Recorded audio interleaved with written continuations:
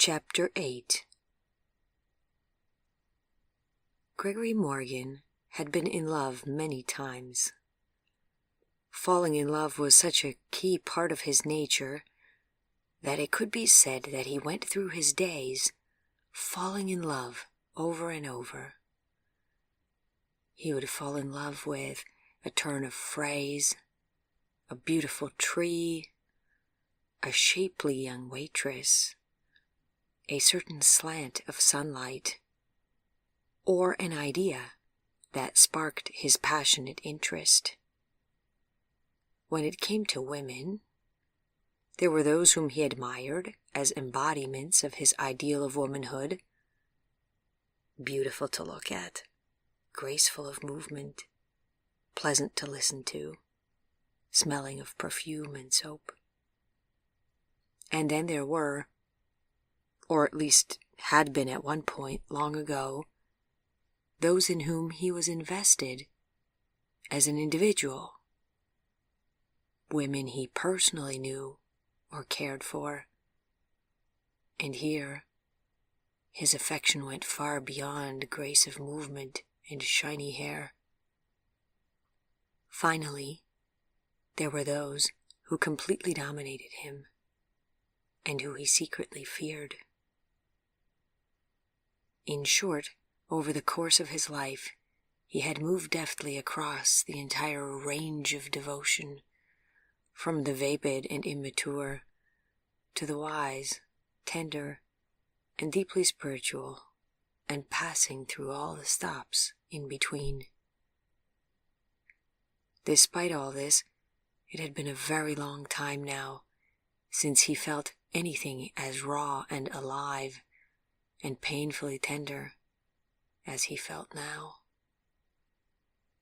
When he had left Vivian's apartment for the first time that day, after her mother's accident, he fled as if nightmares were nipping at his heels. Oh, the look on her face when she saw his discomfort and fear pass over him.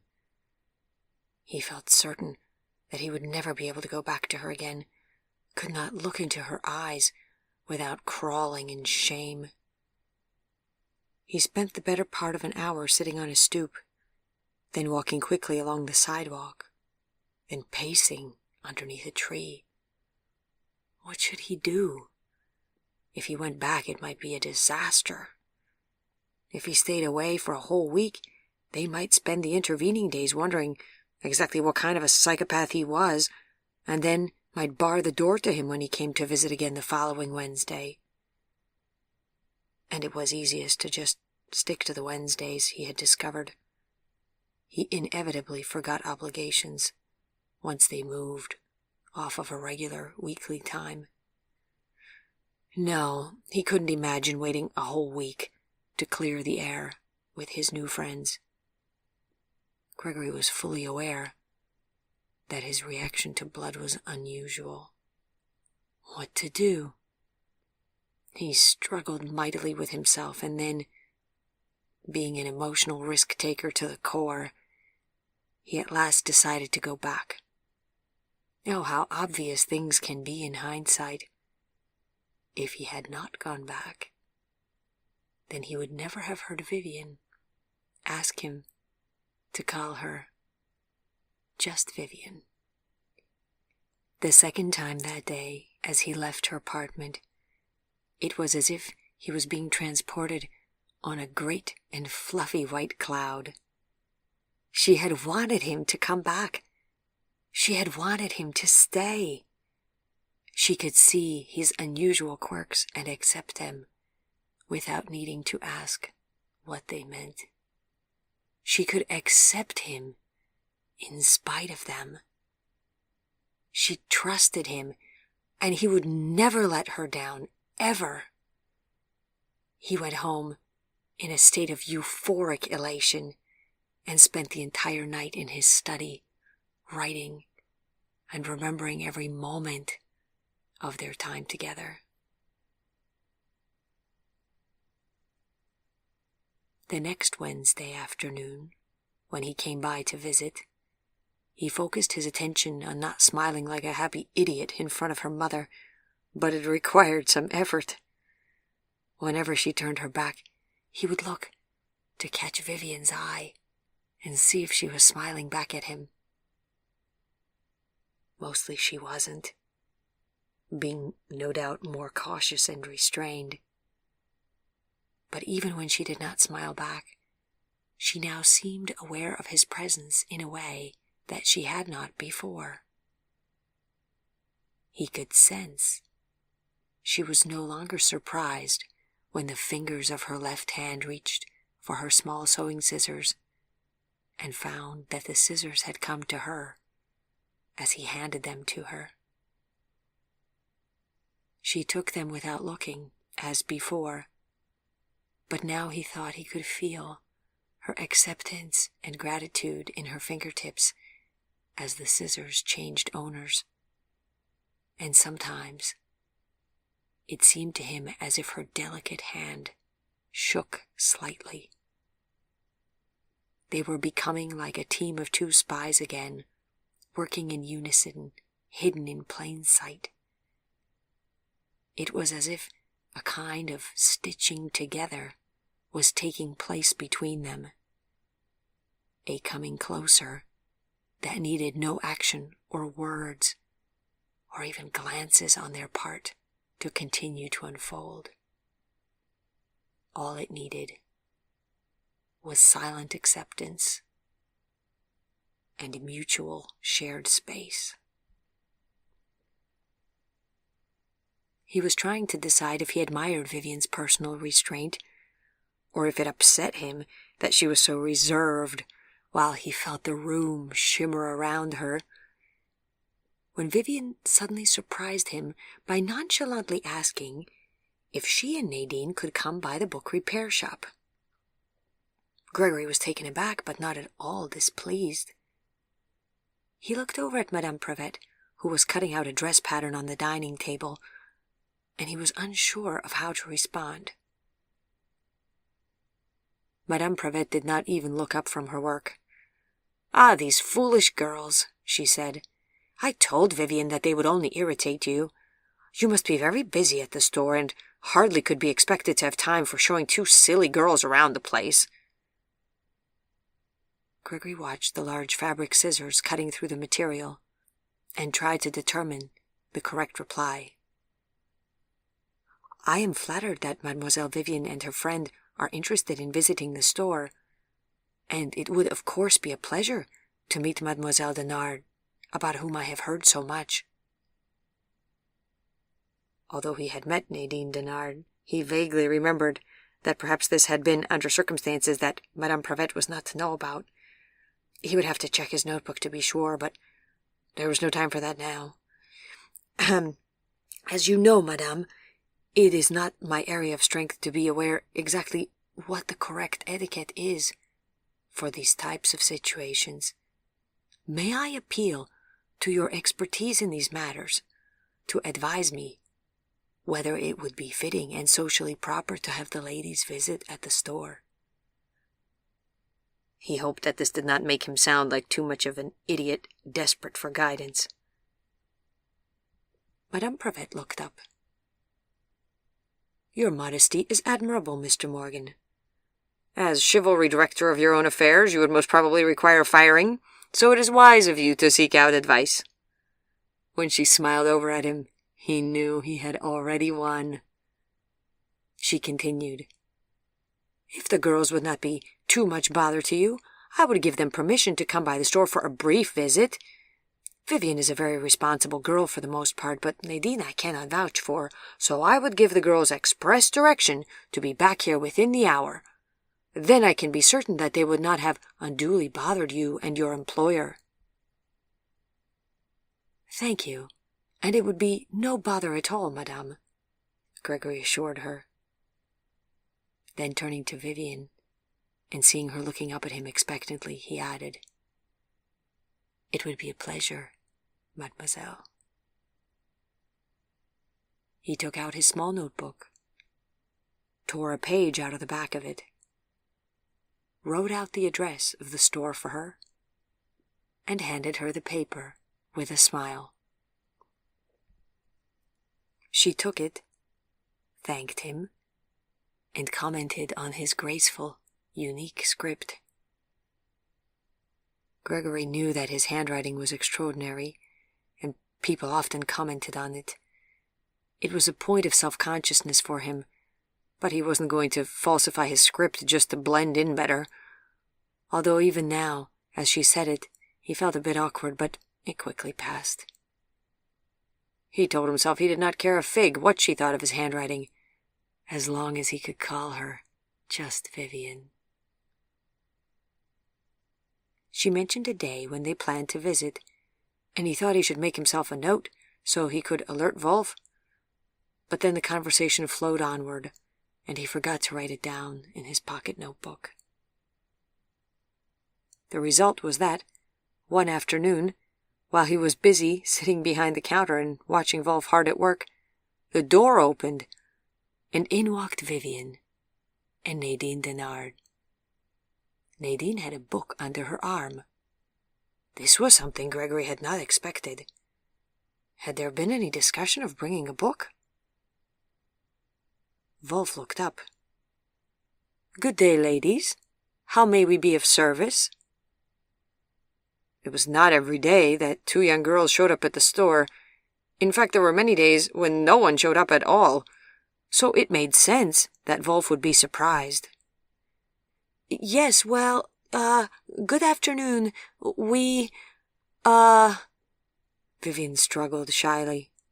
The more she struggled, the wider Gregory smiled. Her embarrassment made her unbelievably appealing. "Little one, I hope you are here to see me," he thought, and his heart squeezed hard within his chest. Nadine stepped forward and interjected. "We are here to ask about the cost for repairs for this book." She placed the large volume boldly on the counter. The thump it made reverberated through the now completely silent store. Wolf was so upset that he dropped the gluing stick he was using to fix a torn page in the book he was working on. He looked at the girls over the top of his spectacles. "Dear ladies, have you considered that it may not be worth having a bound volume repaired if you're only going to go about hitting it roughly against tables and countertops?" Now it was Nadine's turn to gape. Her lower jaw went a bit slack. The scene was providing so much amusement to Gregory, what with three people now hilariously uncomfortable, that he was reluctant to intervene. But he also believed himself to be a compassionate man, and so he stood up and walked over to the counter. "Mademoiselle Denard, Mademoiselle Prevet, it is a pleasure to see you again. May I introduce to you my friend and employer, Mr. Wolfgang Gerstner." "You know these young ladies?" asked Wolf, still further surprised. "I do indeed. Mademoiselle Denard is a friend of Mademoiselle Prevet, and Mademoiselle Prevet is my special friend and forgiver, whom I negligently drove over with my bicycle earlier this year." He said it in a flippant tone, but made sure that his eyes caught Vivian's, to make sure that she read the accompanying gentleness in his gaze. The sudden sparkle in her eyes made it clear that she was happy to accept the title of special friend. Wolf rolled down his shirt sleeves and came up to the counter to shake hands with the guests. "Ah, then in that case I'm pleased to meet you. Any friend of Gregor's is a friend of mine. How do you do, Mademoiselle Denard? Mademoiselle Prevet, I recall the many times this past summer when Gregor would ask me for hours off so that he could visit you in the hospital. Seeing you now, I am less in doubt as to why he would make so many visits. You are a young lady of exceeding loveliness." Vivian blushed scarlet at his words, and Gregory was wondering why she should feel so awkward.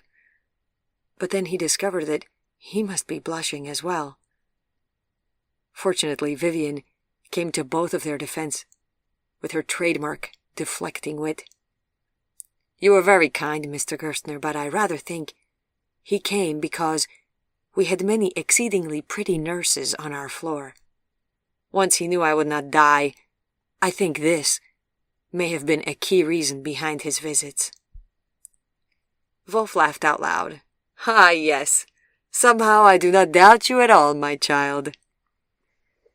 Gregory, who had gone from embarrassment to light anger, did not like where this conversation was going at all. He cleared his throat.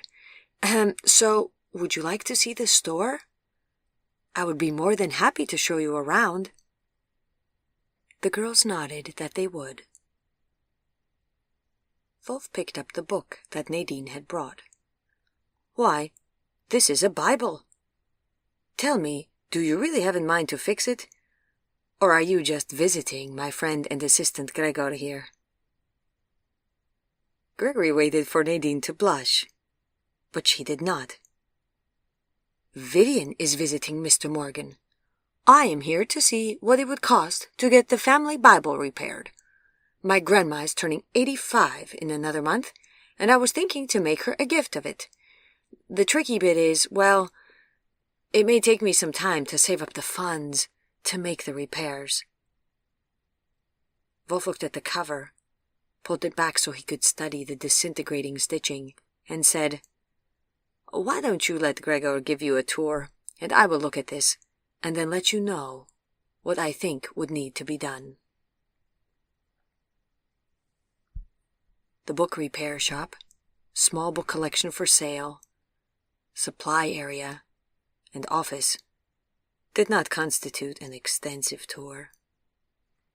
Gregory explained to Vivian and Nadine how Wolf collected antique books for himself, while also repairing books for others. He pointed out equipment and described the kinds of techniques used in book repairing work. Sometimes one or the other of the girls would ask a question, but mostly they just listened and looked at everything. He watched them out of the corner of his eye and wondered what the true reason behind their visit was. Surely they hadn't come to see and hear all of this.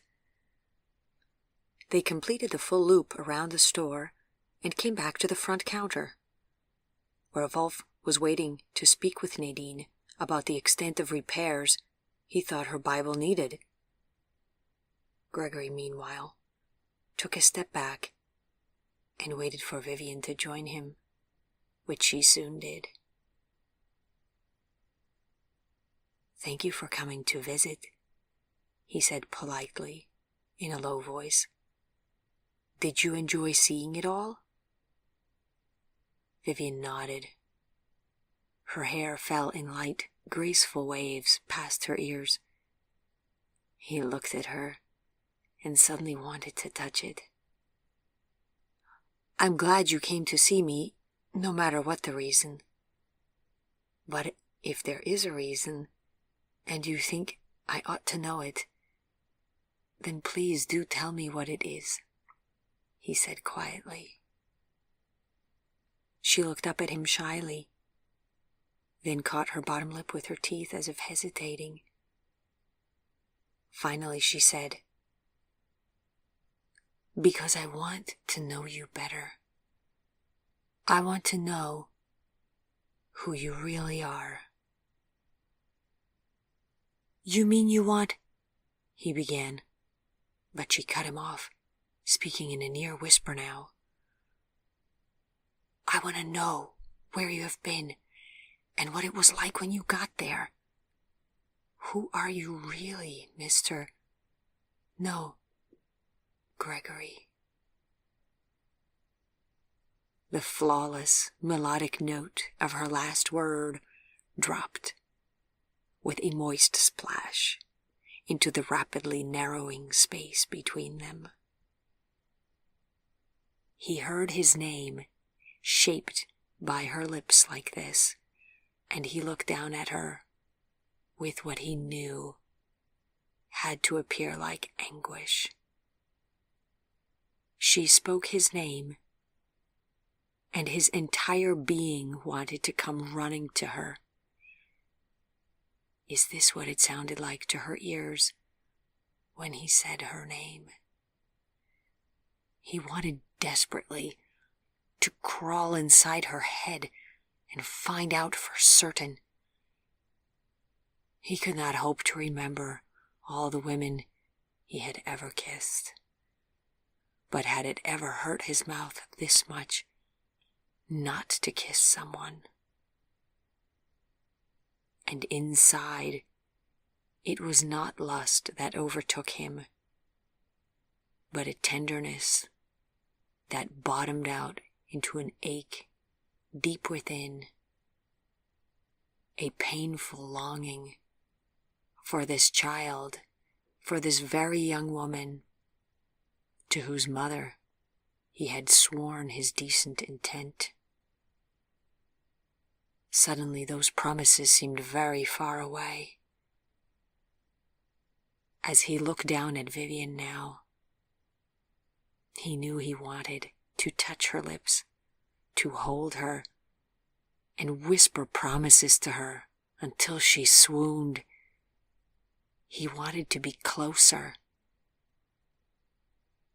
and he wanted to forget the danger that would imply. Desperately, he stuffed his hands into his pockets to hide his agitation. Was this what love felt like? What it had felt like the last time? With someone else? He could not say for sure. He looked at her and saw the uncertainty in her eyes. There had been such a long pause. She must be wondering if he was upset, if he had changed his mind. He leaned closer and said in a very low, quiet voice, "When you say my name like that, this may be the first day that I have ever liked my name." Then he shifted back, smiled, readjusted his tone to the world of daily living, and added, "When you say it, it no longer sounds like a sound someone might make while gargling. My mother always said I would come around to liking it, and I suppose she was right, as with everything else." He could see her relax as he watched, see her shoulders release, and see her intake of breath, before she smiled back and then laughed. "Don't you know, mothers are always right?" she said out loud. "And your mother will bring a swift end to our youth if we do not hurry back in another minute or so," replied Nadine, turning around to face them from where she stood in front of Wolf's counter. "The good news is that it appears that Grandma will be getting a repaired Bible after all." "But how will that happen?" asked Vivian. "Mr. Gerstner just said he will repair it for free, since it is a Bible and all," said Nadine happily. Vivian was doubtful. "Mr. Gerstner, you do not need to do this for us. I can imagine that a great many of the books you repair are Bibles, and you cannot possibly repair them all for free." Wolf smiled. "You are a very intelligent young lady. It just so happens that I do not, under ordinary circumstances, repair Bibles at all. But that is another story. Thank you for your visit. I have your address here in my ledger, Miss Denard, and I will have my book delivery boy bring this book to you when it is repaired next week. Expect a young man with dark hair on a bicycle. But beware his driving. Best to stay safely off all sidewalks until he passes," added Vivian. At this they all laughed. Gregory escorted the girls to the door and opened it for them. Then he waved goodbye to them as they walked out of the store. Vivian wanted to know more about him. wanted to know who he was. It was flattering, but also terrifying at the same time, because nobody really knew who Gregory was, and Gregory worked hard to keep it that way. He would just have to find a way to navigate a path between all the boulders, that was all, and as long as she said his name in that way, surely there was no difficulty that he would not undertake for her. He walked back around the counter and closed the ledger. Wolf was watching him closely. "Ah, Gregor, what is this? You are melting like a pudding left in the sun too long. I did not know you could still surprise me. You and your ladies have always been a mystery to me, but I do believe this is the first time that a half-child has followed you home," said Wolf. "You mean followed me to your home," said Gregory, shifting items unnecessarily on the work table. Glue jar here, repair tools there, a bottle of leather stain there. Wolf frowned. "I do not understand. Mademoiselle Vivian, yes, she is very beautiful, but did you not always prefer them grown up and golden-haired and rather more voluptuous?" Gregory did not see how this was any of Wolf's business. "Perhaps I figured why limit myself," he said cynically. "Look, do you need me here the rest of today? Or can I leave early for the country? I want to go riding." "Gregor, I'm worried about you. Think, how will it go to be friends with this young woman, child? Sooner or later, she will want more than you are prepared to give, and I'm afraid it will end badly. Be prudent. Be careful. I would not want you to suffer over this in the end, young Gregor," his friend told him. Gregory had sat down on one of the backless chairs by the work table, and now tried not to squirm. "You know, I am not as young as I look," he said in a tone that sounded even to him as if he was sulking. "And I am not as old as I look," retorted Wolf, sitting down in another chair across from him. "I know you know that you are not my first delivery boy.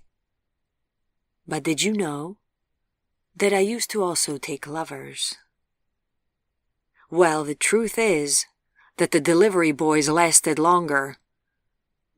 Love is a tricky business, and I know it is difficult for you. First, you look so handsome that they cannot look away. And then they come closer, and your emotional neediness takes over." "I'm not emotionally needy," disputed Gregory. Wolf gave a sharp, cynical laugh. "Even with minimal self-awareness, you must know this is not true. If the term cannot be applied to you, then it can be applied to no one at all. You call it being passionate because you imagine that that sounds like something laudable, but I think it is more accurate to call it being emotionally needy. Look at yourself. You are a bottomless pit of loneliness. You are starved for affection, for reassurances, and for friendship, far more than I ever was. And as I was just saying, I eventually discovered that there were more stable and less stable ways to get this hunger for friendship satiated. Now, this young girl, put yourself in her shoes for a moment. She meets a man so handsome that looking at him feels like being hit over the head with a skillet, disorienting and intense. She comes from poor circumstances and begins to understand that this man is able to provide substantial financial security. In her mind, she begins to think of marriage with this amazing hero, and a family house with garden and matching bathroom towel sets, and the raising of small children. At which point on the road to that vision will you be ready to break her heart and admit to her that it is all a fiction, which can never be? You do not know her. Perhaps she does not want what you suppose she wants, said Gregory. What else could she want? Women either want to bed you, and you will disappoint them, or they want to marry you, which is out of your scope of reason. No, I do not envy you, my friend. Now, well past all of the lovers, my wrinkled old face yields me much more freedom than you can ever hope to have. Wolf gave Gregory a compassionate look. I also know a bit now how it is for you, how you need to have someone in your life. You could never be alone with just books for companions as I am. You are vulnerable and so sensitive, and you need a woman's companionship. Perhaps this is some good news for you then. I recently heard from Anastasia. She will be coming to visit here in the new year, probably by February. It is true that she is a bit rough-mannered, but she is like us. She is your intellectual equal. She is rich as you are, and, as I know your requirements in the aesthetic department are nigh near impossible to meet, she is as beautiful a creature as anyone can hope to have for a partner. I do believe there have been duels over her in Copenhagen. Wolf smiled, hoping perhaps that this would make Gregory better appreciate the attempt at humor. Anastasia, will you ever stop trying to set me up with her? Cried Gregory. Wolf sighed. I know. It is only that I want your happiness. It may be a kind of selfishness on my part, but I know that if I do not make sure you have what you need to be happy, then I will not have a delivery boy for long. Tell me, I know she is not a blonde, but is Anastasia not incredibly beautiful? Yes, undoubtedly, but I do not want her. I do not love her. A shiver ran through Gregory. He was reluctant to admit it even to himself. But Anastasia scared him. She reminded him of another dominant, powerful, beautiful woman that he had not been able to say no to once. The one with whom he had spoken in French. The one who always held all the cards. The one to whom he had sold his soul once for the promise of a bath, of all things, and who had finally walked away from Gregory as if he had never meant a thing in her world, as he probably hadn't. Well, the less he dwelt on that, the better. Anastasia was cut from the same cloth, without any doubt. To even try and speak to these creatures about love was an exercise in futility. They had other ambitions. Wolf shook his head and stood up. Oh, Gregor, you young people, never able to love what is good for you. I understand you also, you know I do. My parents also despised that I was unable to love any of the proposed partners they had chosen for me. But you always do have a choice. If you cannot love whom you should, then focus on being happy with yourself and in your own heart. Stand on your own 2 feet, and do not run to this half-child with your unhappy heart and imagine she can fix everything for you. How old is she even? 16, said Gregory grudgingly. In his mind, he was still stuck on Wolf calling him a young person. It just went to show how Wolf could twist anything for the sake of a persuasive debating point. Ach Gott, 16, exclaimed Wolf. Gregor, she will ask you for explanations. She will push you for answers and promises that you know you cannot give. Gregory stood up and pushed the backless chair under the table. I know you are advising me with kindness and with good intention. But Vivian Prevet is, well, I would say that she is non-negotiable. Who knows, perhaps she can defy all the odds and stand by me somehow, in some unconventional way perhaps, no matter that I cannot provide all of the explanations that she would like. Wolf shook his head. You were always a dreamer, Gregor. Yes, this is noble and fine and all of that. But you will suffer tremendously because of it. Why this particular girl? She is nothing like you. You are almost guaranteeing that this will lead to grief. You met her under unusual circumstances, it is true, and that may have suggested to you a fate-directed event, but... You mean the second time I met her, we met under unusual circumstances? Gregory corrected him. Second time? What do you mean second time? Wolf was confused. I first met Mademoiselle Prevet when she was a 6-year-old child. Oh, sit back down, Gregor, said Wolf, after a few moments of silence. Gregory sat down. Tell me when you first met her. Gregory told Wolf how he had met Vivian in the clinic where Karl lay dying, and how he had lost her when he came to the hospital one day, and she was gone. Wolf listened and nodded, then asked, But how did you meet her? What even brought you to the children's area of the clinic? I did not set out for the children's area of the clinic. I was walking down the hallway to go see Karl, and she ran full speed around the corner and collided with my shins.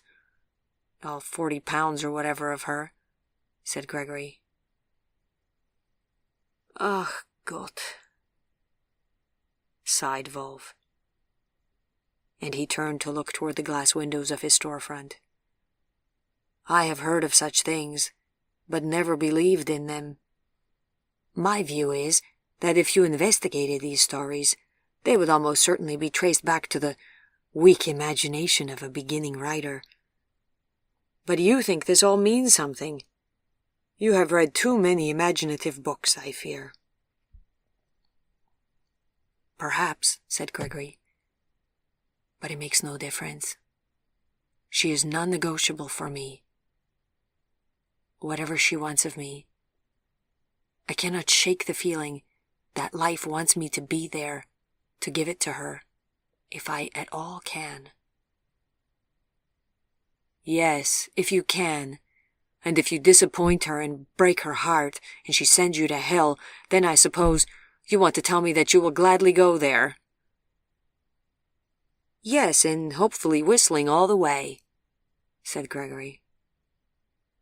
Then, seeing that Wolf looked genuinely crestfallen, he added, Look, I know you mean well and are thinking of my happiness,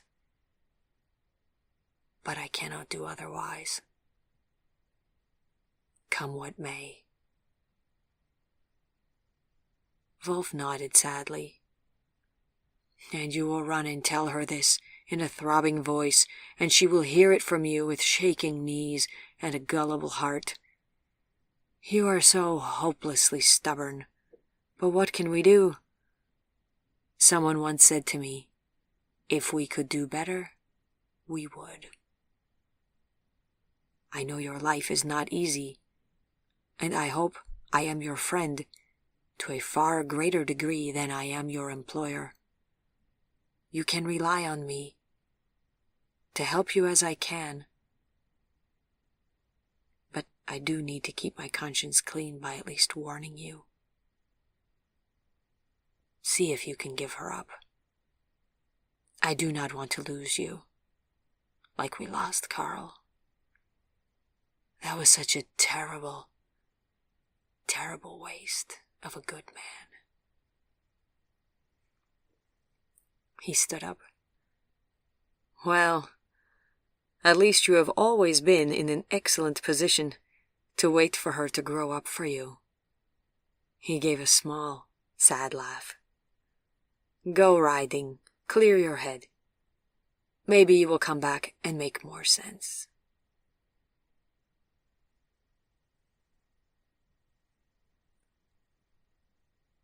Gregory spent the next 2 days out in the country. He took the train out to Thibodeau, and during the ride, he worked on a poetry project that he had been playing with for a while, namely, putting the hoochie parts back into John Keats' famous poem, The Eve of St. Agnes. Keats had probably written something similar, but then his publisher had deemed it too inflammatory, and too likely to incite lust in unmarried young women, so the poem was rewritten to something so vague that it was hard to know what exactly was going on between the lovers. A bold young stallion who snuck into his beloved's bedchamber at night could only have gone there for one reason, as Gregory could see it, and it was unlikely to be a round of late-night euchre with the young lady and her parents. Gregory was fairly satisfied with his editing, and thought Keats would have been satisfied also, as it put the action back into the poem. When the train pulled up in Thibodeau, there, old Mullins was waiting for him on horseback, with Gregory's favorite horse already saddled and pulling along, on a rope, tied to old Mullins' saddle horn. Old Mullins looked as old as Gregory felt, thought Gregory as he greeted his friend and pulled himself into his own saddle. They exchanged a few small remarks, and then Gregory thanked old Mullins, and the two parted ways, since Mullins' preferred riding pace was about a quarter of the pace preferred by Gregory. Riding was as close to happiness as Gregory could get in recent years. Well, that and when he was pickling his innards in bourbon. Riding was also a way to freeze time. Gregory had been fascinated by H.G. Wells' book The Time Machine when he had first read it, and since then he had often thought that riding was as close as he could get to having a time machine of his own. Last week may have already mostly vanished in his diseased memory, but his childhood and early youth were etched in his brain in full detail, in layers that had been put down before any of his memory troubles had begun. On horseback, when he rode out into the tree-filled lush and humid Louisiana countryside, it seemed to him as if at any moment of his choosing he could ride back out and gallop up to his childhood home and have his mother, father, and siblings still all there inside of it, and he would jump down out of the saddle and find that he was back to his 12-year-old height, wearing his brother's hand-me-down shirt with the cuffs rolled up at the wrists so that his arms didn't vanish in them. That was an easier time, back when all of the horses in the stables were glad to see him because he always brought them treats in the late afternoons, back before he had to train all of his horses to overcome their fear of him before they would let him ride them. His current favorite was a trim, quick-footed horse with a dark reddish-brown coat that he had named D'Artagnan, another of his childhood heroes. When they rode, They took it in turns deciding where to go. For a while, Gregory would direct the animal, and then he would let go of the reins and just be contented to see where the horse wanted to go. Rain and cold sometimes bothered Gregory, but never the heat.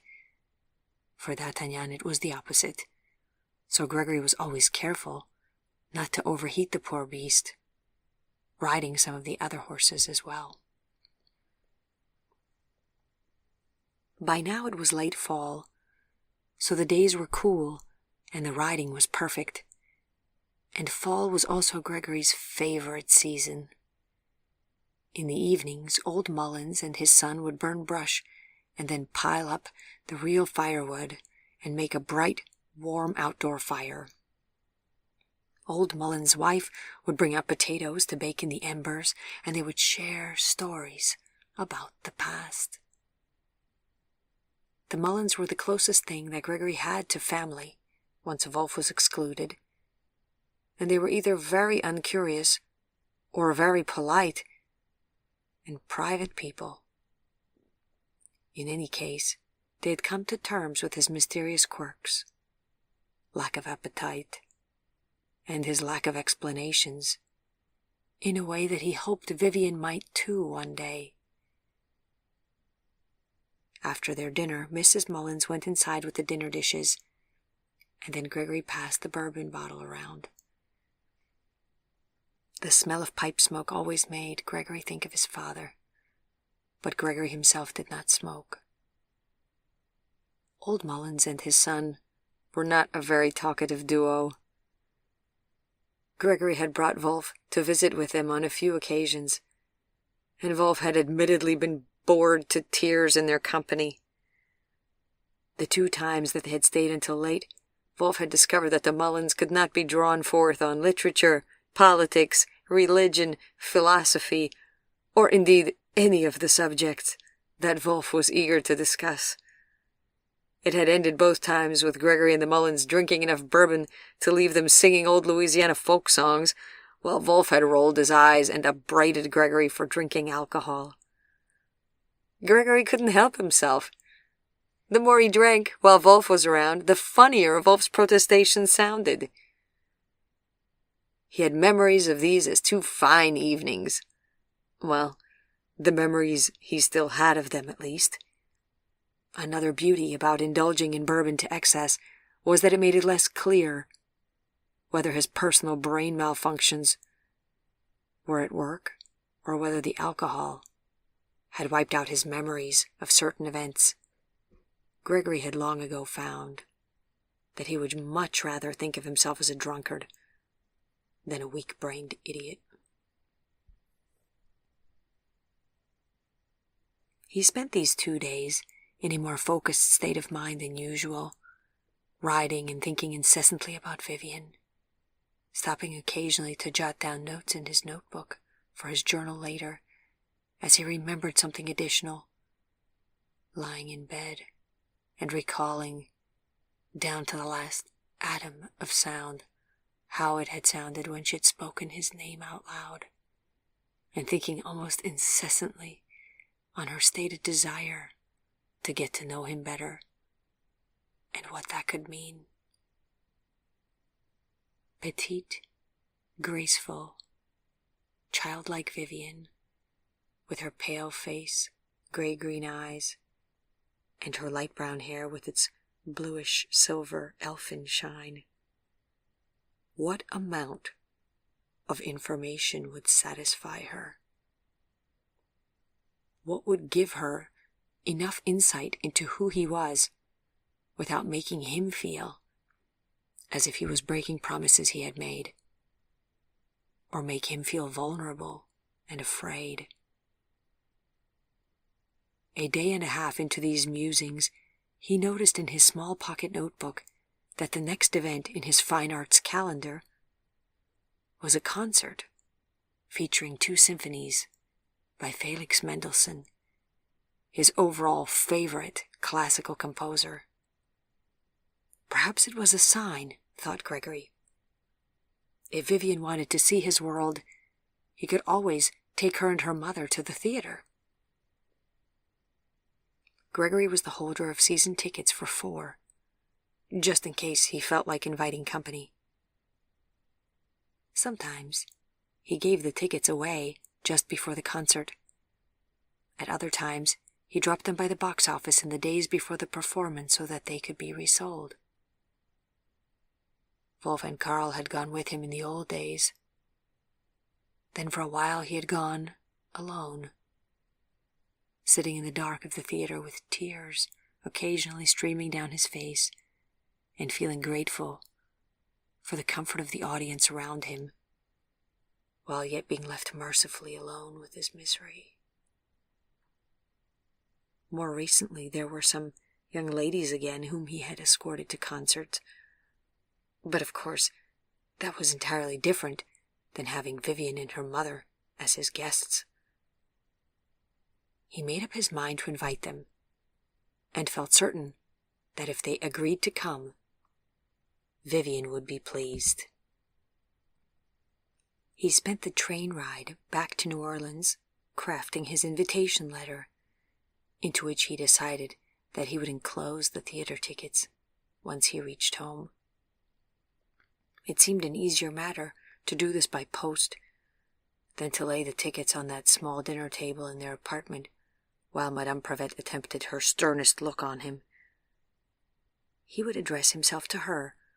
That way, if she did not want to accept, she need not make mention of it to Vivian.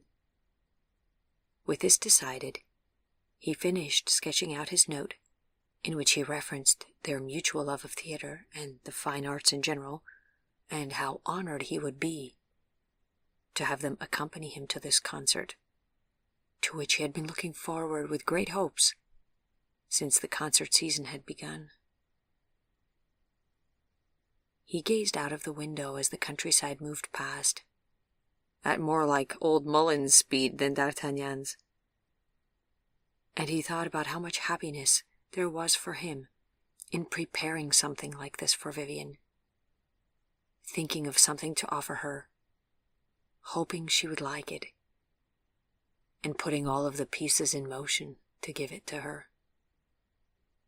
Perhaps this was what kindness and generosity and selflessness felt like, he wondered. But then his next thought was that it would be hard to claim as selfless the acts that one did for someone he was coming to consider as a part of himself in some way. Ah, well, so much for ostensible holiness. He smiled to himself. Across the train compartment, a lady was looking at him and smiled hopefully back. Gregory wiped off his smile, sat up straighter in his seat, and returned his eyes to his paper.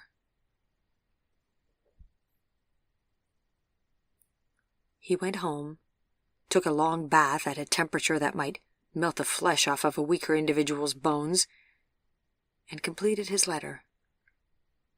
Then he happily wrote out his letter in a ridiculous, real heirloom quill pen that he had not used in ages for its impracticality, and he dropped the letter by the post office on his way to Wolf's store.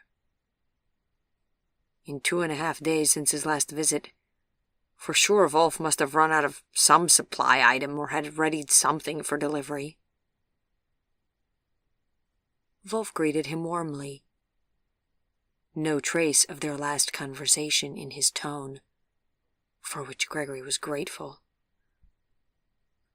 Gregory had made a note to himself not to visit that Wednesday afternoon, so that his invitation could arrive without him arriving awkwardly with it. How frustrating, though, having to give up an afternoon with Vivian in order to try to achieve an evening with her later. The days crawled by slowly. By Wednesday afternoon, he literally itched. Wolf raised his fluffy white eyebrows, asked if Gregory wanted the afternoon off, and Gregory scratched his palms and stuffed them into his pockets before shaking his head. Wonderful. Now Wolf imagined that he had been persuasive and had succeeded in convincing Gregory to give up Vivian. Gregory looked over at the glue jar on the same work table where he had shuffled it around last week, and he thought about the sound it would make if he flattened it with his fist. On a more hopeful note, at least he now knew exactly where the key to his liquor cabinet was. Back in his liquor cabinet door again, and he could already imagine his fingers pulling it open. His fantasy was torn by Wolf saying very well then there were some additional tasks that he needed Gregory's help with. Wolf did not give him a moment's rest until closing time, so the afternoon moved quickly after that. And Gregory did not even consider that Wolf might be doing this as a veiled kindness, to occupy Gregory's attention away from heart-sickness, if he had indeed given up his love. He could only see the busy work. Vivian's mother replied within a few days. Yes, they would be delighted to accept his invitation, on the understanding that these were tickets that he already held and had not gone to the expense of purchasing specifically for them. Madame Prevet was eager for the theater-going experience, and she clearly also wished for her daughter to have such a rare chance to hear a live concert. They would await Mr. Morgan in front of the concert venue at a half-hour before the concert start, and should either party be delayed, they should meet in the theater at their seats. Gregory smiled. Then he opened his large family heirloom carved wooden wardrobe and shuffled through his best suits. A sensualist to his core, he loved the feel of their extravagant, heavy material beneath his fingers as he pushed his way through them. Which suit would serve best to accompany Vivian and her mother to the concert? At the theater he minded far less when ladies looked at him from across the lobby and smiled hopefully. It was the theater, after all. Everyone was playing a part, whether on the stage or in the audience, and anything was possible, and nothing needed to be explained, and any unwanted conversation could be politely cut short when the theater lights went down and the performance continued. Back in the days when he had his private loge, he could trace a lady's shoulder with his bare finger if he so wished, commenting on the dullness of the performance on the stage. Or he could go in the other direction and formally remove a lady's gloved hand from his thigh if he so wished, annoyingly whispering his intellectual admiration for whatever the topic of the performance was, and that he was deeply engrossed in it.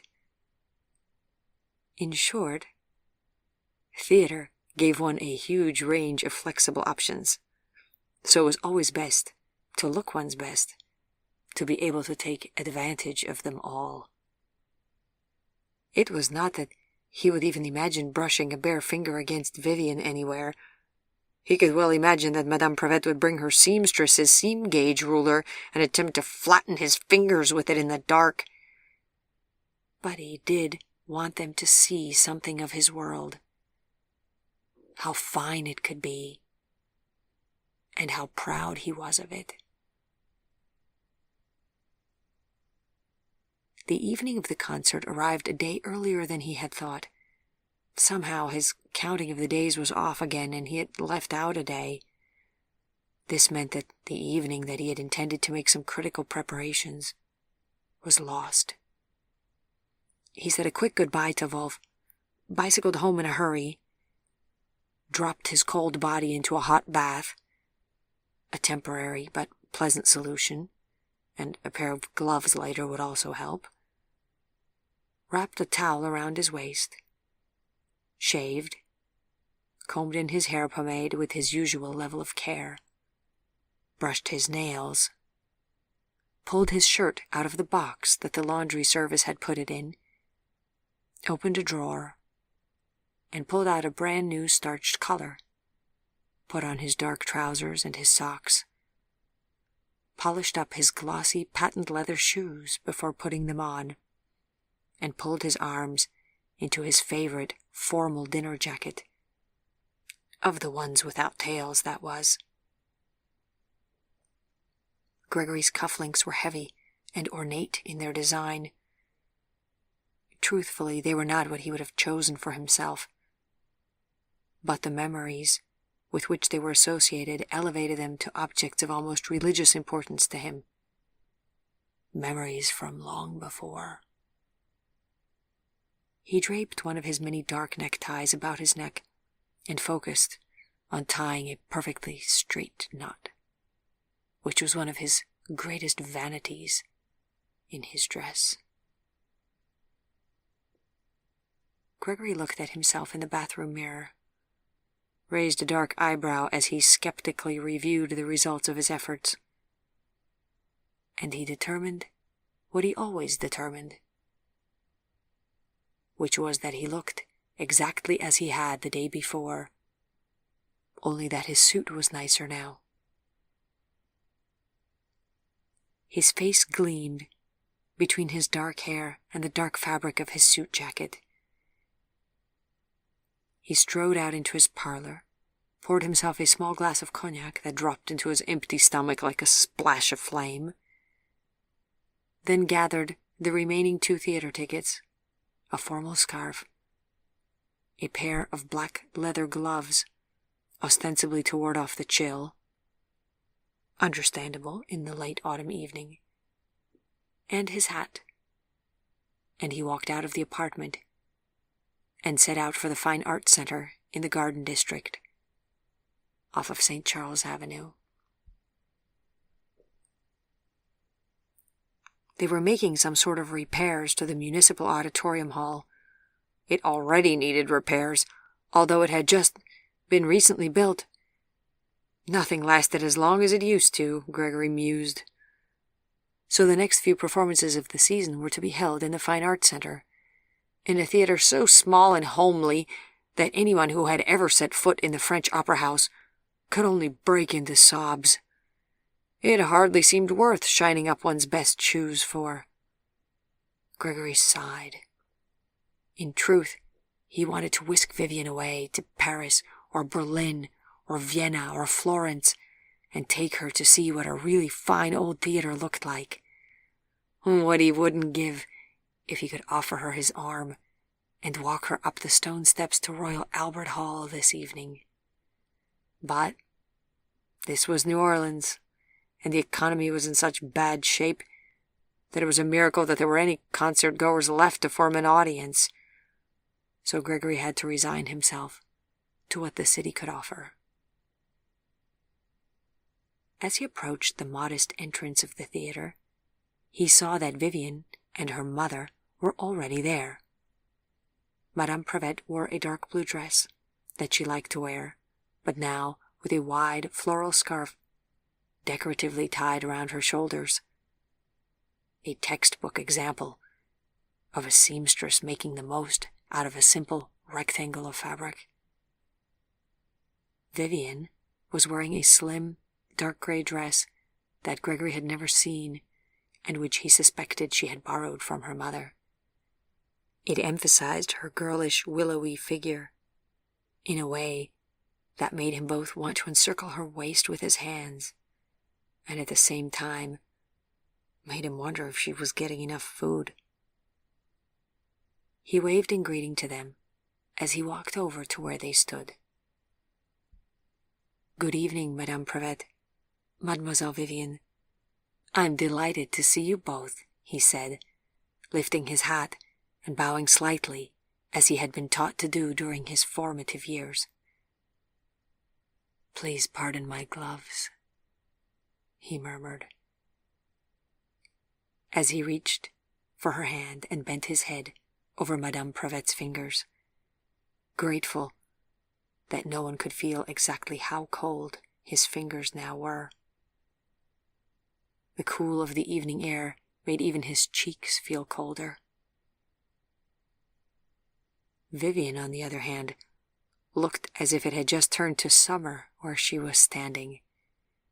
A warm, soft blush crept into her cheeks, and he could almost feel the temperature around her rise by a few degrees. He looked at her and longed to stand closer to her than decorum dictated, motivated both by desire and a quest for warmth. "Mr. Morgan, how generous of you to invite us. We have spoken of nothing else for days now besides this evening, and how it will be to hear this concert," gushed Madame Prevet excitedly. Vivian's eyes sparkled in the evening light. "I'm looking forward to hearing the music," she said. "Not as much as I am looking forward to it," said Gregory with a broad smile. "Mendelssohn is my favorite composer." "I do not believe I know any of his music," admitted Vivian honestly. "Is it from the era of Mozart?" "No, not exactly. Mendelssohn is more contemporary. He only died in 1847, explained Gregory. 1847 is not exactly contemporary, don't you think? Asked Vivian with a smile. I would describe that as almost 100 years ago. Gregory looked at her, took a deep breath, readjusted his expression, and then smiled back. You are right. That was ages ago, actually. In any case, for my money, he is the best that there ever was, and I am so glad that you will get to hear his magic played tonight. If you are ready, let us go inside. He stepped back to allow Vivian's mother to go on ahead through the doorway in front of them, and then, as Vivian brushed past him to follow her, he heard her whisper, "Thank you, Gregory." Suddenly, he did not mind the cold at all anymore.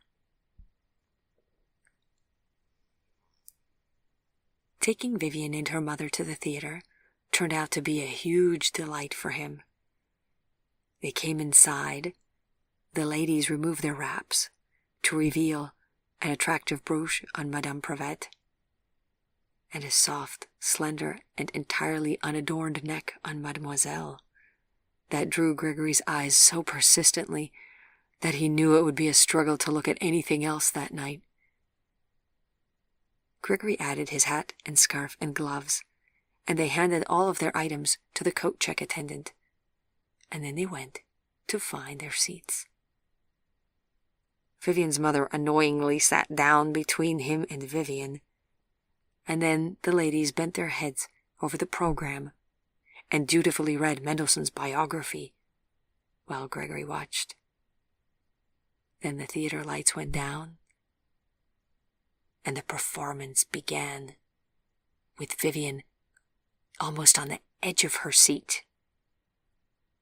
The sweet, melodious notes of Mendelssohn's Scottish Symphony began filling the theater, and Gregory thought his heart would melt. This delicate, gentle, formal and restrained, yet also emotion-laden music spoke to Gregory as no words ever could, and it almost seemed to him as what he would speak if he could speak in pure music about his feelings for this young girl sitting on the other side of her mother, her beautiful face glowing in the dark of the theater like a light bulb turned to low setting.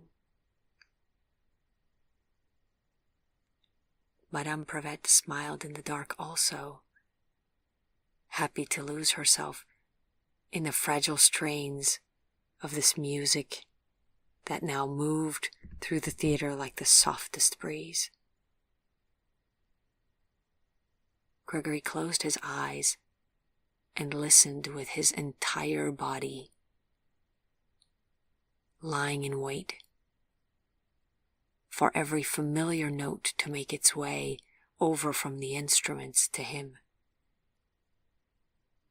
He had once taken lessons in piano, but That was ages ago, and he had never shown any signs of being musically brilliant. But he had a talent for listening that he thought may not yet have been surpassed. Now he lost himself in the music, letting go of everything except the certainty that Vivian was nearby and able to hear it all with him. If there could be a greater delight on this earth, he could not imagine what it could be.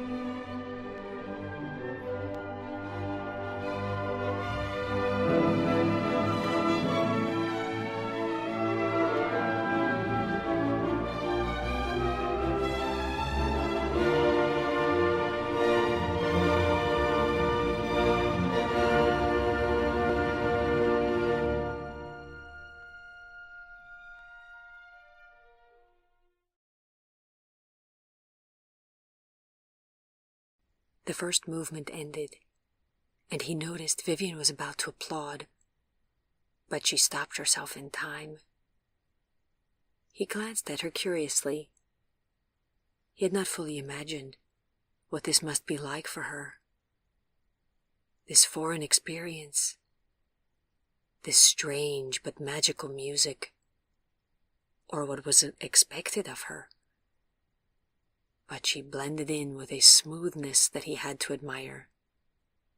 He thought with pride that it would be possible to bring her into any environment and have her effortlessly blend into it, chameleon-like. He imagined the 6-year-old girl she had been, her small white feet dangling off of the courtyard bench at the clinic, glowing ghost-like in her long white nightgown.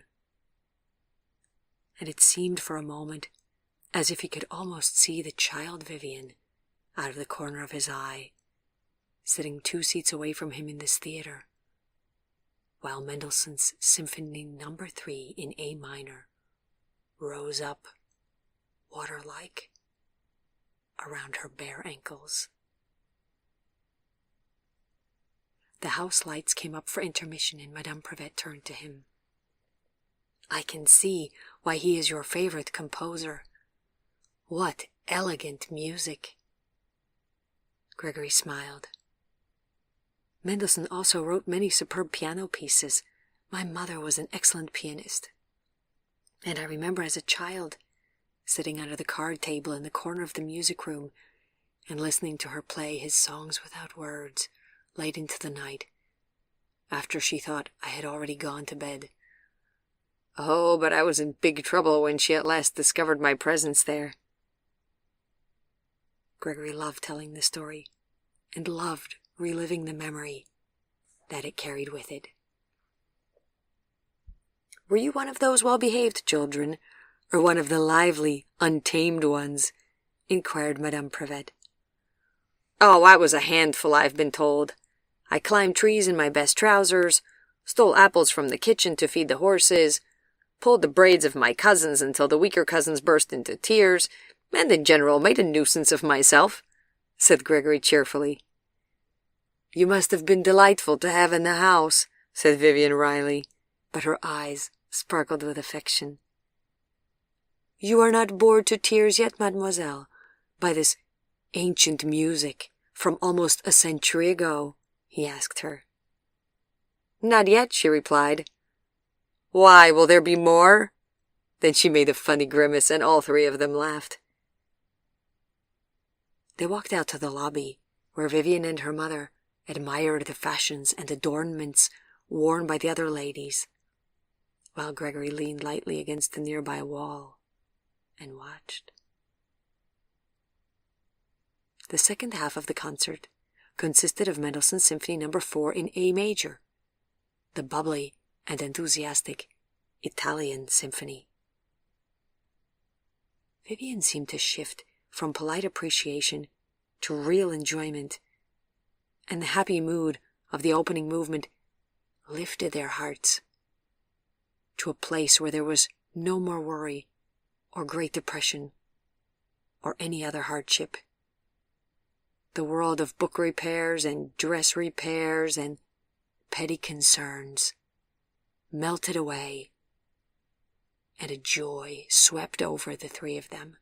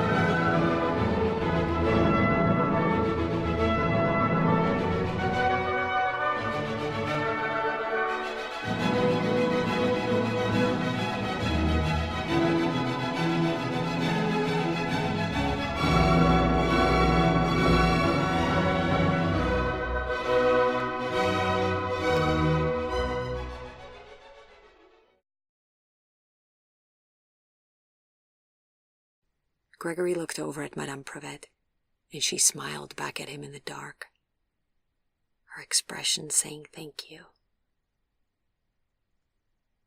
As the last notes of the Second Symphony ended, Gregory felt the sadness that he sometimes felt when waking from a very pleasant dream that he did not want to end. Now Vivian and her mother would go home, and he would go back to his quiet apartment and wait for the evening to turn into deep night. But this was not how it turned out. Instead, after retrieving their items from the coat check, they walked out of the theater and had not been outside more than a moment when a familiar face popped up at their side. It was Nadine. The expression on her pale face was one of despair. "Oh, I hope to find you here. Mrs. Prevet, my mother sends me. She needs you to come right away. Grandma has just died, and Mama has gone into hysterics. They were sitting at the kitchen table when Mama turned around to give her attention to something on the stove, and she heard a thud, and—" Nadine burst into tears. All three of the happy concert-goers suddenly felt their rosy bubble burst at this unexpected, horrific news. Vivian stepped forward and put her arms around her friend. There, Nadine. You know she was old and unwell. It was bound to happen eventually. You know, she led a good life." Nadine clung to Vivian's small shoulders and sobbed. "Nadine, how did you know to find us here?" asked Vivian's mother, surprised. "Vivian told me you were coming out for a concert tonight," Nadine choked out between sobs. "Mama is so distraught. I do not know what she will do. She was wailing like someone who had lost her mind. I have to hurry back, or who knows what she will do." Vivian's mother looked at Gregory. "Mr. Morgan, do excuse us. Vivian, come with me." On the other hand, maybe that will not be helpful. Who knows what kind of state Mrs. Denard is in by now? No, rather, Mr. Morgan, can I trust you to take Vivian home? Vivian, I will be there in an hour, or as soon as I can. Come along, Nadine, let us hurry." "I will escort Mademoiselle home," Gregory assured Madame Prevet. Then he bowed, and by the time he straightened himself back up again, Vivian's mother and Nadine were already moving across to the other side of the sidewalk. "Are you sure I should not call a car for you?" he called after them. "No need," called back Madame Prevet. And then they were gone, vanished into the small crowd exiting the theater. Gregory pulled on his gloves, looked at Vivian, who was still standing with a look of shock on her face, and offered her his arm. "I am very sorry to hear this news. Wolf should have hurried up more with the Bible repairs, it would seem." Vivian closed her mouth, took his arm, and nodded. "I saw her just a few weeks ago. She looked like she always did. What do you suppose happened?" Gregory shrugged. "Perhaps her heart gave out. Perhaps she was very unwell, but nobody knew it. There could be many different reasons. As you said, almost 85 is a nice age to have reached. Should we go home then, or would you want to walk for a bit?" "Let's walk," said Vivian. "I feel cold." "I feel cold too," admitted Gregory. "Say, would a hot chocolate or tea be welcome?" Vivian nodded. "Then I know just the place. Come with me," he told her. Vivian was silent as they strolled toward St. Charles Avenue. He felt the gentle weight of her arm on his, and suddenly felt as if he would take down buildings with his bare hands for her, if she asked it of him. Then after a few minutes, she asked, "Please forgive me if my question injures you, but if you can answer it, how old were you when your family died?" "I beg your pardon?" asked Gregory. He had shifted gears to thinking of what he would order once they arrived at the Columns Hotel. "You said your family had all died," she said. "It must have been terrible to lose them all." Gregory nodded. "You are right. I do not wish to speak of it, and I do not want to tell you how old I was, other than to say that I was old enough to handle it with more maturity than I did. It was heartbreaking. And in general, I have gone to more funerals in my life than you would care to hear about. Your heart either shatters, or else it becomes more resilient." "And which happened to you?" asked Vivian. "I suppose first the one and then the other," admitted Gregory. "But I'm not sure whether I will ever get to the level of resilience of heart that my friend and employer Wolf has achieved." "I'm sorry that I brought up such a sad subject," said Vivian. "It is only that I'm thinking of Nadine's grandmother, and I'm realizing that I have never had anyone I know die. I also do not know anybody, but the idea that I would ever lose my mother terrifies me. Was it hard for you when your mother passed?" Gregory gulped back his emotions. No one could ever understand how much it had hurt to lose his mother.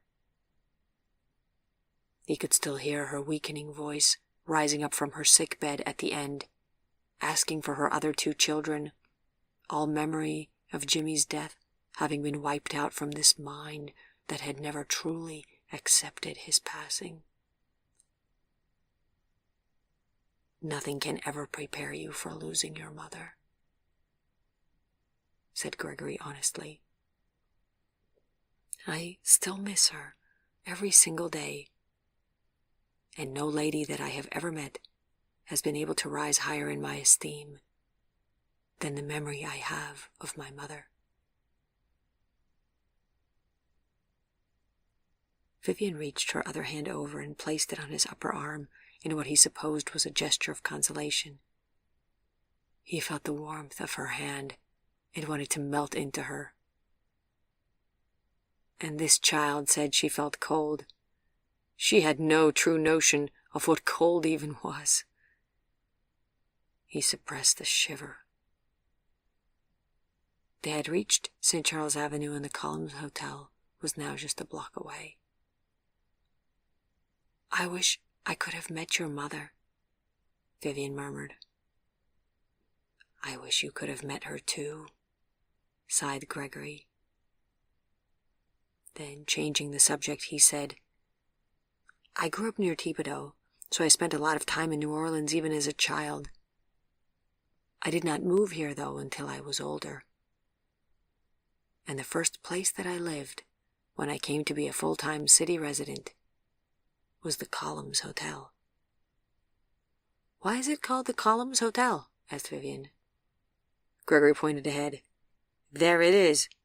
Now can you see why it is called the Columns?" The Victorian building had an expansive porch, fronted by 4 wide white columns. "It is a good restaurant," he said in a conversational tone. "Have you ever eaten anything there?" asked Vivian, looking up at him skeptically. Gregory laughed. "Well, not as such, it is true, but they do have a fairly good bar." "What is it that you drink?" Vivian wanted to know. Gregory paused, off guard again, then gave her a sarcastic look. "Bourbon whiskey," he replied. "Is that a problem?" Now Vivian laughed. "No problem." "Good, because you're about to see me drink some," said Gregory. "Maybe you should order me one as well," mused Vivian. "When I want my head taken off by your mother in a fit of rage, I will be sure to do so," said Gregory. They walked up the steps, between the pillars, across the wide porch, and into the lobby of the hotel. Inside, Vivian unwrapped herself from her scarf and let Gregory all but elbow the waiter away in order to push her chair in himself. Then he sat down across from her and placed his gloves and scarf into his hat before depositing them on the wide window-sill near them. They gazed across the small table at each other, and he felt intoxicated already at the thought of suddenly being alone with her again for the first time in months. Had it been this magical also at the Café du Monde? Yes, it had. "Vivian," he began. "I feel terrible that something so sad happened to bring me something that I wanted for so long," said Vivian, interrupting him. "And what is that?" he asked, his stomach sliding into his socks and then soaring back up like a balloon to its usual place. Waiting for her reply was the most exciting and the most terrifying experience all in one. "To be alone with you," she replied simply. She said it without fear and with all the open honesty of a trusting child. His life had not had such innocence in it for longer than he could hope to remember. A blissful calm came over him, sweet and refreshing, and he let himself enjoy it. "Do not feel terrible about it. I'm happy also," he told her. "To tell the truth, I think the Almighty will forgive us if we are happy in each other's company for a bit, no matter what led to its occurrence," he added, looking gently at her wide-eyed expression. Then he noticed movement out of the corner of his eye and turned his head. The waiter, who had backed away quickly from their table once he understood that Gregory meant business, now approached again cautiously with 2 menus. Gregory lifted his hand in a gesture of no thanks and placed their order. "The lady will have a hot chocolate, and for me, a bourbon on the rocks and a black coffee, please." The waiter gave a small bow and vanished. Gregory smirked. "He's trying to figure out if I'm trying to get drunk or get sober." Vivian gave a rare girlish giggle. Then her face changed, and a serious expression came over it. "We should not waste a single moment," she said. "I have to be home in another half an hour. Oh, how I wish it could be longer." "What should we do, then, to make the most of the evening? Shall I recite poetry to you? Tell you how lovely you are looking? Fill your head with fanciful tales?" "All of the above, please," said Vivian, pseudo-earnestly. "Well, let us wait for the bourbon, then. I recite poetry much more convincingly after some whiskey," he joked. "You were rather convincing when we visited your place for tea," said Vivian. "What a show that was. My mother walked out of there in a daze, rambling on and on about how wonderful you were." Gregory's smile widened even further. "Ah, yes. The reluctant mothers of innocent young girls are my particular speciality."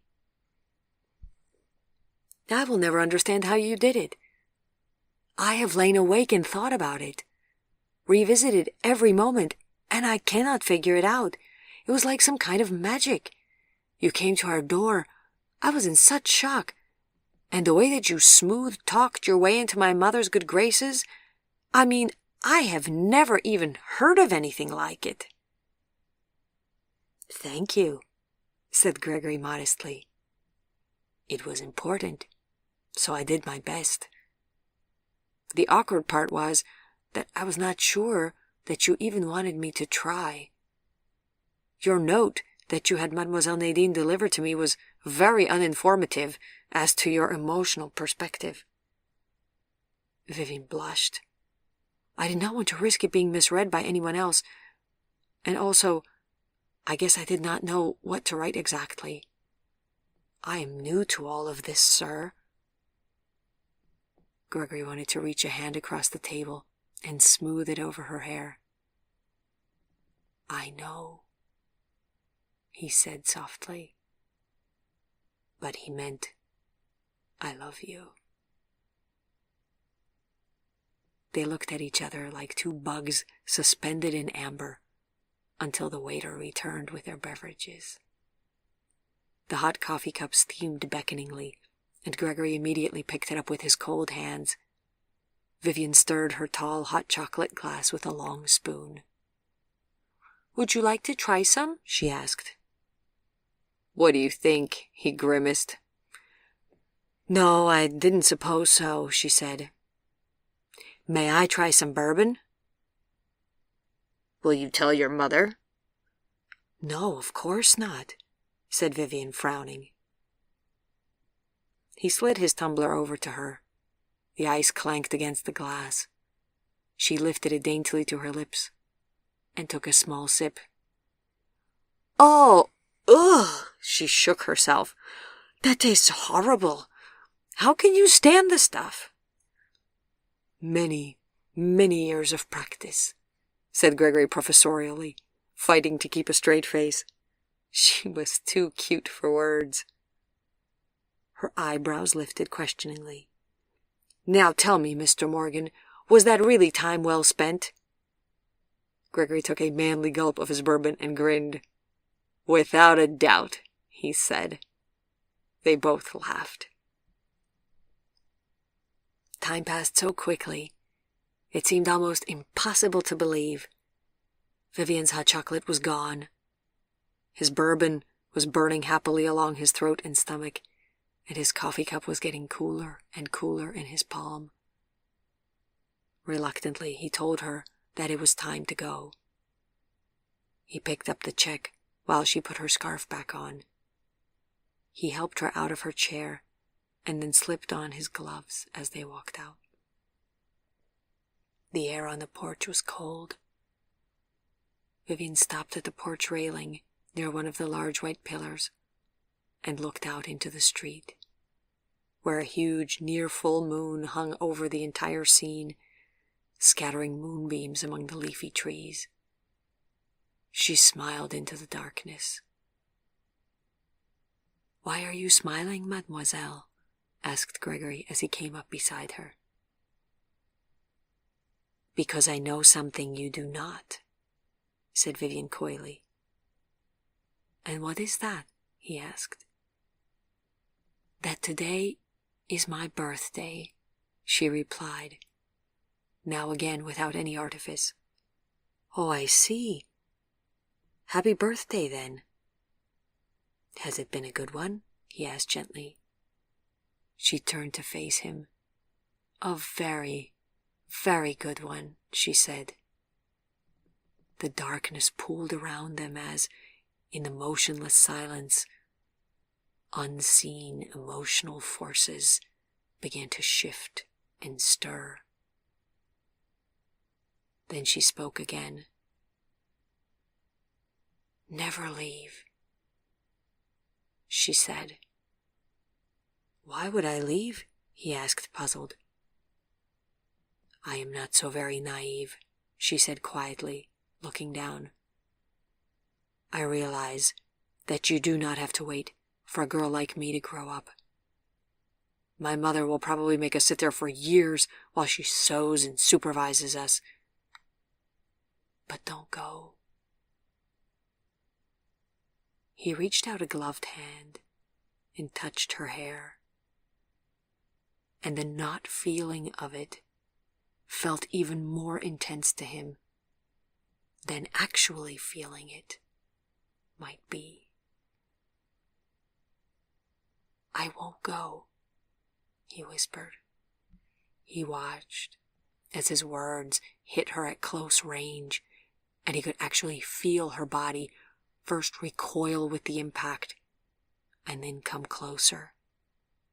She lowered her head and looked at their shoes, standing close together now on the wooden porch floorboards. "And don't die on me. That is critical," she said pleadingly. "It is the critical path by which I travel," he assured her in a light tone. Then, gulping back the discomfort that all but made him shiver, he added, "I won't die." But she would not be so easily consoled. "I need you to always, always stay," whispered Vivian vehemently, her shoulders faintly shaking. The words were still coming out of her mouth, and he could feel little parts of him just dying inside his stomach, and a soft, snapping kind of sensation coiling up in his chest. When you need something or someone really badly, never mind the reason or what you need them for, he thought. To believe in an instant that you will get your dream after all is beyond intoxicating. He closed his eyes for a moment and let her words fold themselves gently into his waiting ears. Then, after a moment, he opened his eyes again and found she was looking back up at him. She said, "Did we really meet before, when I was a small child?" "Yes," he said, "we really did." "What was I like?" she asked. "Like the most beautiful thing I've ever seen," he whispered truthfully. He could feel his words melting over her in the dark. "And I must be here now because you must see something in me. What is it that you see in me?" Her eyes were wide and shiny, their color an undetermined dark shade now. He dropped his hands at his sides. What to say? What could he possibly say so that she would understand it? He was still pondering his possible reply when she took his breath away by stepping still closer. And then the unforeseen happened. She reached into the untouchable, inviolable space around him with her arms and pulled herself to his suit front like a small child might hug a favored uncle. Gregory had not anticipated this at all. He was absolutely terrified. His cold hands shook in his gloves. He knew his cheeks were cold as ice. He hoped she would not touch him and discover anything that he did not want her or anyone else to know. He could feel the small, delicate structure of her bones through the 5 or 6 layers of clothing that separated them, and in a panic, he thought of running. He did not know what to do. He wondered if he should hug her back, if he dared himself to even move. And he was on the verge of making a decision on that point, and his arms began to reach for her. When the hotel door opened behind them, people walked out, and she started to pull back. And he didn't want her to pull back. And he didn't want her to come any closer. And he didn't want to stay where he was because he felt like a person on fire. She had no idea what it was like, he knew. This complexity that he was living through when he was near her.